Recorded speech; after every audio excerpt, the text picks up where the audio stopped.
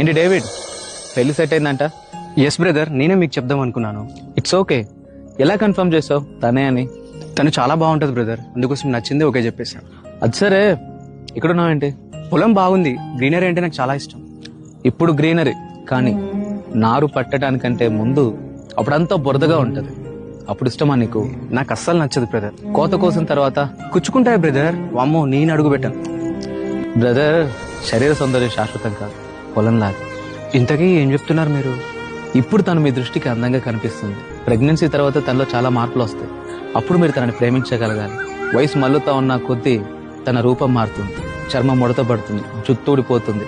అప్పుడు మీరు తనని ప్రేమించాలి. ఇవాళ నచ్చిన శరీర సౌందర్యం ఎప్పుడు ఒకేలా ఉండదు. సాధువైనట్టు మృదువైనట్టు అక్షయాలంకరము కలిగిన మన హృదయము నిజమైన అందం, అది అన్నిటికీ మారదు. తన ఆత్మీయతను చూసి తనని ఇష్టపడు, శరీర సౌందర్యాన్ని బట్టి కాదు. I got it brother.